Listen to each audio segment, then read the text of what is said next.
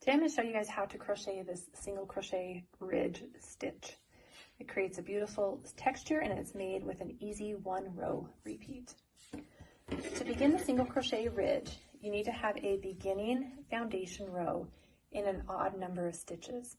Today I have 9 stitches to begin with. You're going to begin your next row with a chain 1 and a turn. Now, this is going to be your repeat row that you will work throughout the entire pattern. You're going to begin your row with a slip stitch, and all slip stitches need to be worked loosely. And then you're going to do a single crochet, and then a slip stitch, single crochet, and a slip stitch. And this is just going to be a repeat all the way to the end of the row. So single crochet, slip stitch, single crochet, and end your row with a slip stitch. Now the reason these slip stitches need to be worked loosely is because you're going to be working into the tops of those in your next row. So chain 1 and turn, slip stitch in top of the slip stitch of the prior row,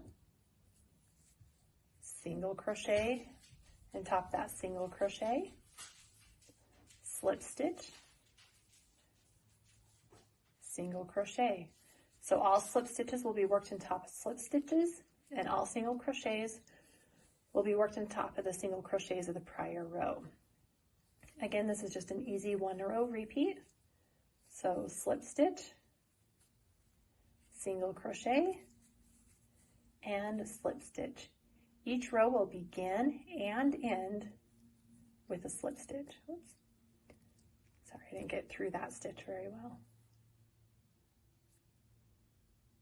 There we go. Slip stitch. Okay, I'm going to do one more row. Turn, begin with a slip stitch, single crochet,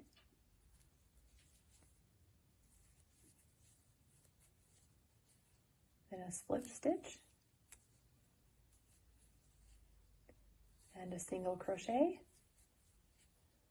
a slip stitch, and we're almost done. Again, just repeat these going all the way across your row. Single crochet and end with your slip stitch and top of the slip stitch of the last row. Now as you can see, it's kind of slowly starting to build up, and you can start seeing that texture in that stitch. And if you work multiple rows, this is what you will end up with.